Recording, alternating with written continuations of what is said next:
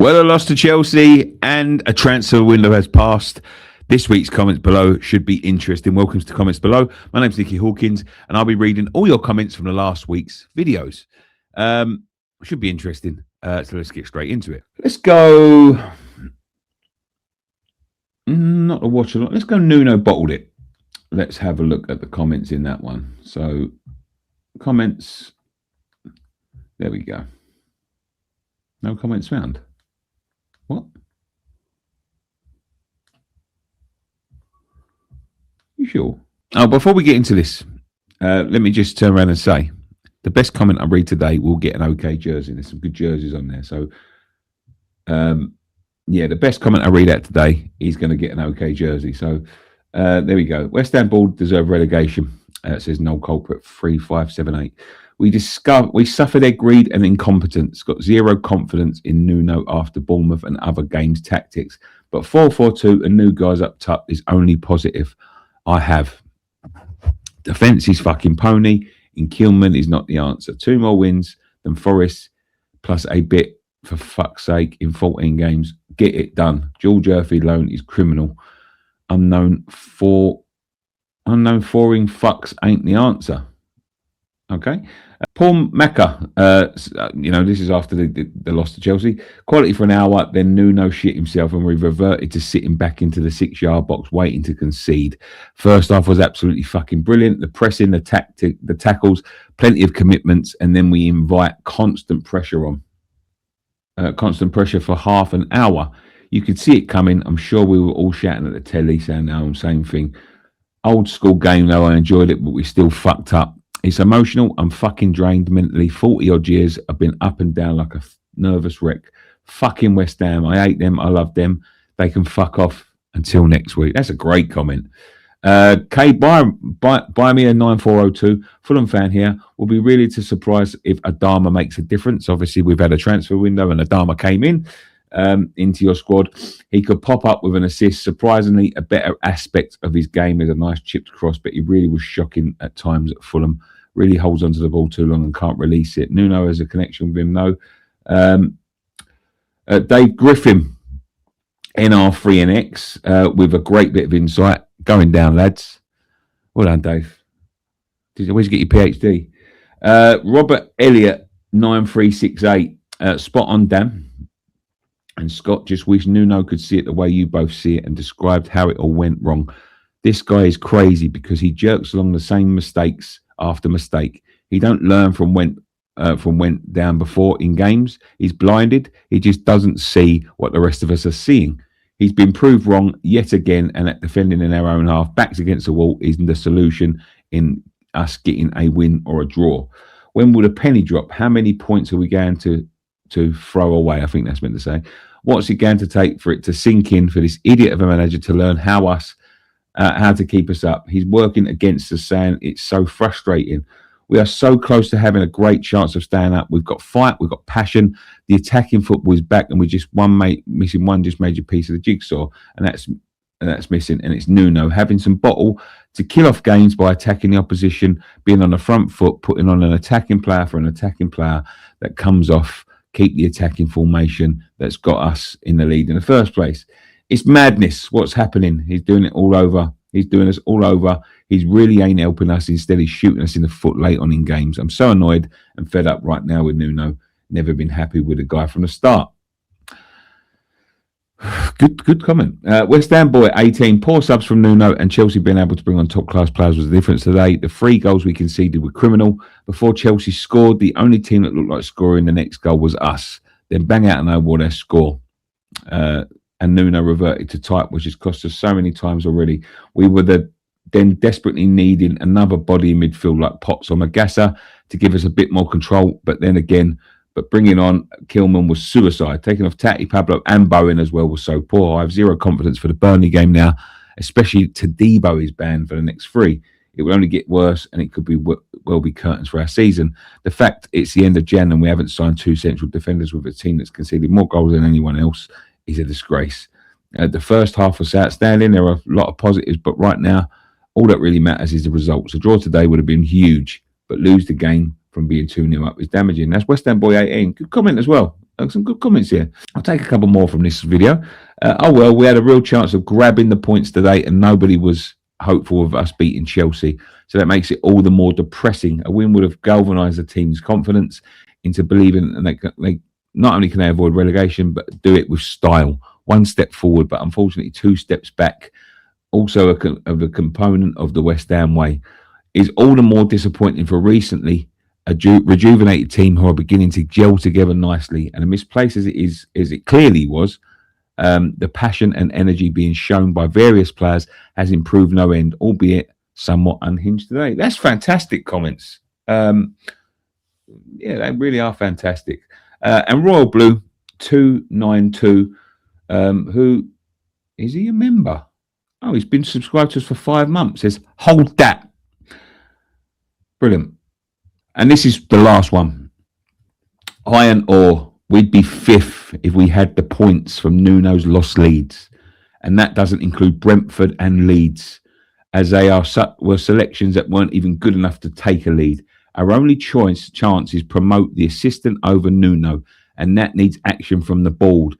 And we'll be buried before they make a good decision. Come on, you white. That's a great comment. So that was on that. Let's have a look at the morning after the game before, because the morning after the game before from me was quite positive despite what we saw there.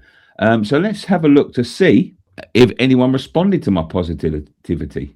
Denver 92. Great video, Nick. Love the recognition for what we did. Great. Keep playing like that, like we are doing, and we will get more points than we don't.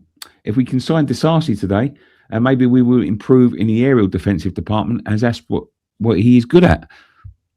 We did that, sign Disasi, so and quite a few people weren't happy with that.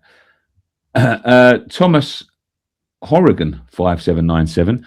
Thanks for your video. Yes, I do agree that the first half performance was very good, and enough was seen to suggest we can survive relegation if we repeat that type of performance. But we need to not go so defensive when we go in front. We need to keep pushing forward when we're in the mood. Come on, you irons. Big up yourself. Chelsea knew exactly what to do and was not a Premier League manager. At the end of the day, we don't win at Burnley. He has got to go there and then. I don't understand, says DXTX93. I don't understand who our fans who think 6-7 points with 14 games to go is unattainable. Literally beat Leeds last game and there's 3. We are only asking them to lose another 1 game and we win, and there's the other 3. 2007 Tarkus. The players didn't fuck up. Nuno did by bringing on his love child Kilman instead of shoring up the midfield, bringing on either Potts and McGasset to complete a fuckwit of a manager. Robert Field 4001 says, delusion, mate. I think he means delusion. We're conceding goals for fun. Another... Oh, Martin McNulty. How boring. Ned Banda says, sorry, Nick, disagree. They had an ample day to prepare for Chelsea, led 2-0, plus Chelsea had a midweek game and were fucked. They didn't look fucked to me. Teams look fit one half of football and turn up like they were on the booze of the next. No leadership in charge, room, or on or off the pitch. Fuck all discipline. Brian Flower says, I know you'll agree, Nick, the game yesterday was calling out for Lucas Paqueta. We're already missing him. Just taking the piss, my friend. A good video, as though it was as tough as it was to bottle a 2-goal lead. I certainly took positives out of the game. As far as the fight at the end, sometimes a dust-up like that can go a long way towards building team unity and relationships.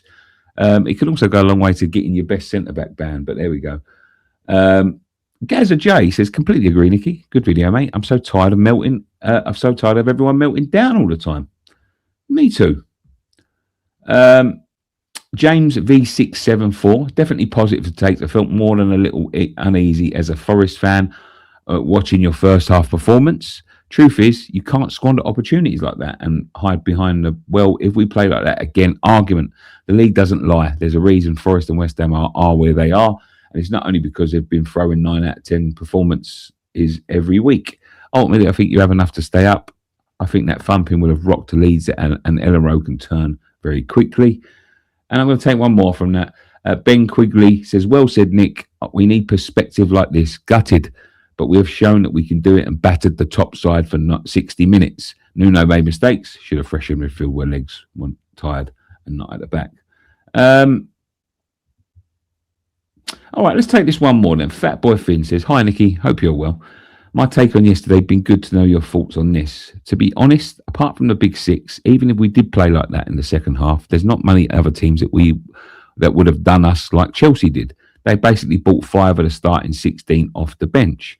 Liam got it wrong by resting players. He knew this and reverted back to his starting 11 by 65 minutes. And he ruined the Carabao Cup semi-final in the process. Problem is when he had his starters coming on, our starters were fucked and going off.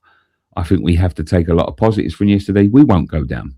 I think Nuno wasn't expecting so many rested players and probably said to the team before the game, go toe-to-toe with the normal starters. We played too hard, too quick against substandard players. If we had played 75% of what we were, we would have still been 2 up, but Tati and Pablo wouldn't have been blowing up so soon. Yes, Nuno fucked up with the subs, no getting around that, but as a performance on the pitch, I wasn't too worried." That's great. That's great. That's a great comment, that one. I really like that. Actually, I'm going to tag that one as well. That's possibly for the show. Let's go to the fan cams. There's a couple of fan cams from Stamford Bridge. Let's go. Kilman should never play for us again, because a lot of the blame did come to Kilman. But there's a couple of people that said maybe he wasn't to blame and it was just, Sebastian, who's obviously a Chelsea fan, the only reason, and I mean the only reason you were dominant in the first half was the weird decision not to start James, Cucurella, Fofana and Pedro. Our squad is poor, but our first team will get us top 4. £1.5 billion. Should be better than losing 2-0 to West Ham.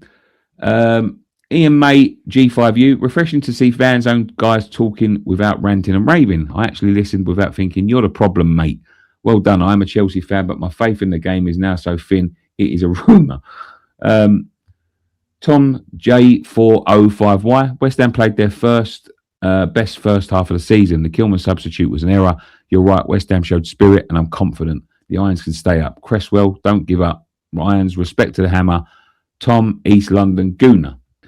Clark ERM says, it's been proved repeatedly now that we cannot hold on to leads by going ultra defensive, but we Nuno keeps on doing it. You'd like to think we made the same mistake again, but we will. Was a bit of a free hit today, but so frustrating to lose after playing so well in the first half. Have to beat Burnley now. Nui says, Nuno was in survival mode from minute 66 at 2-1 when he said Pablo for striker for Kilman, a mediocre overpriced defender. That is a loser's mindset, and against a team like Chelsea, it was clear the game was going to go. It nearly happened against Tottenham, but we nicked a win that time. And no there, Z3M. Kilman is quality. If you can't see that, you don't know football. He will lead to top 10 in the Championship.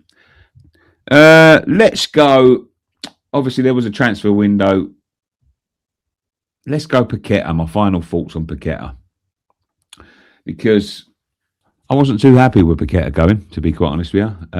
That was made quite obvious. But let's see what everyone else thinks. There was a lot of split opinions on this one. The yellow dude, 17, Dean Ashton, a superstar. Come off of it. Dean Ashton weren't a superstar. Wow. Dean Ashton.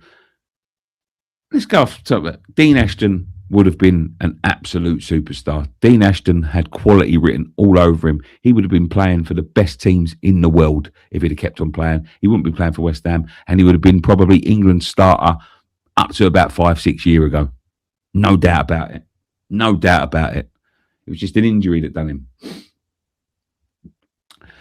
42 Fern says, the moment that these spot fixing charges were made, his career in England ended. Not because he was or wasn't spot fixing, but because for a foreigner playing from a place far from home to be charged with something that might have future consequences, being able to do what he loves is more than enough to make that player to be mentally weak and not want to play anymore in a country he was charged at.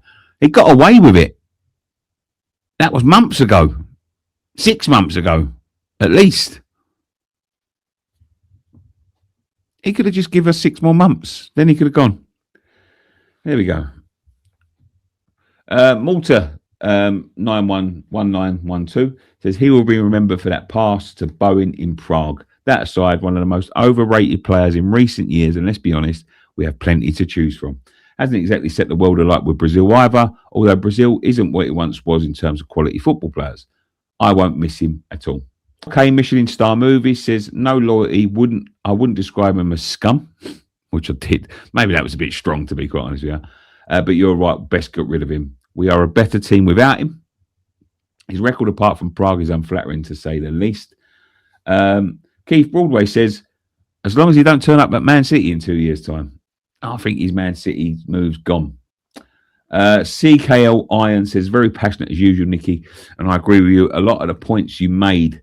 However, I think you're being a bit one-sided, harsh, if not too critical with your views. Let's be fair, Paqueta was always going to leave.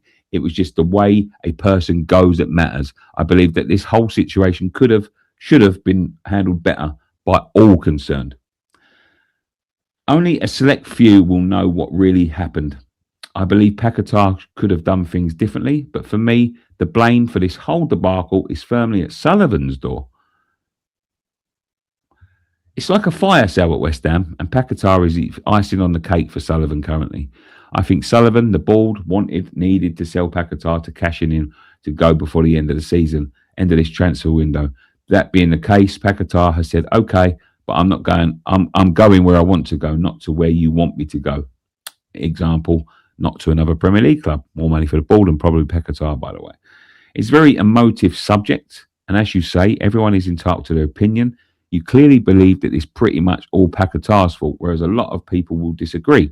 The one thing we'll always agree with is that nobody is bigger than the club. No more BS and come on your minds. Listen, I've said this, and I've said this before, right? Paqueta wanted to go. He wanted to leave, right? I'm not a Sullivan sympathiser. I hate the man as much as anybody. This one, yes, I can see where you're coming from. Probably did want to sell him. But if that was the case, right, and that is the case, at very least, Paqueta is a Sullivan enabler. Because Sullivan can he can turn around and say to Paqueta, look, we're going to sell you. Make it look like it's all down to you. Now, any right-minded person on the planet would turn around and go, fuck off. I'm not getting the blame for this. Like, if you want to sell me, sell me. But if that is not the case, if it isn't Paqueta's fault, the very fact that he turned around and went, okay, no worries today, Mr. Sullivan, I'll take the flak for you, makes me hate him even fucking more, to be quite honest with you. So it's a lose-lose situation for Lucas, you know. The way he went about things was poor, but at the best scenario, he lied to us. Not once have we been mentioned as fans. We had to suffer that shit for 2 years. So at the very least, he fucking enabled that little dwarf's lies, which is not good enough for me, you know. So CDM for 11373. Finally, someone speaks some sense about Paqueta. There's a couple of fan channels that are driving me crazy about this bloke and the way he's leaving. I keep hearing he's not going to a rival. He's heading up with it. He's a maverick. He's up there with Payet and Di Canio. He was a joy to watch. He was worth the entrance fee, etc. Do me a favour. For maybe 6 months out, the entire time he's been here, the FA case was terrible, yes, but the case is over. We supported him for 2 years. He can support us for 3 more months. One, he isn't as good as they're making out to be, especially the channel telling me I'm not a real fan for not kissing Paqueta's ass, and might like another player who's nowhere near as technically gifted, but he's going to fight for us to stay up. And two, the guy wants out, forced his way out, and then owes us 3 more months. We'll love him for Prague, hate him for leaving when we need him the most. That is my comment of the week so far. That will get a shirt. I'll be contacting that. Yeah, I think that's a good one to leave it at, that one, to be quite honest with you. And then let's have a look finally at, oh dear, let's have a look. Deadline day reaction. So we went deadline day. We signed the Sarsi, I think, and we was talking about the lack of preparation in when we come into the transfer window, and obviously the signings that we've made. So West Ham boy 18, who's commented before, the lack of preparation is bewildering. Potter came into the club in January of last season where defending was a big issue. They had from then until now, until the very end of the summer window, to go and sign top central defenders, but refused to pay the money, and do so ended up going with Igor, who's Brighton's fourth choice centre back on loan. Then they had again another 4 months to plan for January, and during that time have seen us only keep one clean sheet and conceded 40 goals in the process. Everyone in football, not just us hammers, knew how badly we needed to sort out the central defence. But once again, they've loaned in a centre-back who hasn't played any football since April. It's a disgrace from the owners, yet again. It's like they've accepted relegation. I really hope Disasi does well for us and can hit the ground running. As a profile, he certainly suits Nuno, but lack of match fitness is a big concern, especially given Todibo is suspended for 3 games, 2 League and 1 Cup. The only saving grace, we've played some brilliant football in the last few weeks, and I've seen enough to feel a little hopeful we can get out of this, but we are an injury away to a key player to disaster. No foresight. Why? They just don't care. Great comment. That, do you know what? 2 OK jerseys, because that is a great comment. Cookie Hammer says, Nicky, I commend your calmness over the last few days and agree there's progress and we have the players, but always felt we have had the player. We've had the what? But I've always felt we have had the player, but totally disagree with views of manager, but all on our owners. Okay. Rockstar Dust 69. Alvarez, huge loss, would have been great to have in position we are in. I agree with that. What a fucking stupid thing to do that was at the beginning of the season. David Saturn 4353. We'll keep getting behind the team as they raise their game. Disasi will be okay. May Spur and Kilman. We have the heart, but now we can get enough. Can we get enough points? Nicky, says Paul Sheed 4542. 2 centre forwards that can't score. Great signings. That emoji. I mean, look at the performances of the side since they've come in. If you can't see that, must go to Specsavers, my son. Oakland 510. How the mighty have fallen. Transfer deadline day, waiting on a loan deal for a player that has played 29 minutes of Premier League football since April. See you in the Championship. Wrexham had a higher net spend than us this window. BS out. I'm going to take one more comment because it's quite depressing this week. Anthony Newland 5834. Underwhelmed. Tati and Pablo worked hard, but I can't get that excited. Traore does not look fit. Look at what Palace have done. Even Wolves have brought in another creative midfielder in Angel Gomez, an area where West Ham are lacking cover. The recruitment is crap. I hope to be proved wrong, but this was an opportunity. Last one to save the season, or at least give it a go. Strategy is poor. So there we go. That is comments below.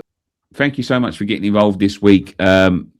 As I said, there's got to be 2 OK jerseys going out. I'll message the people that I've marked that for. Congratulations to them.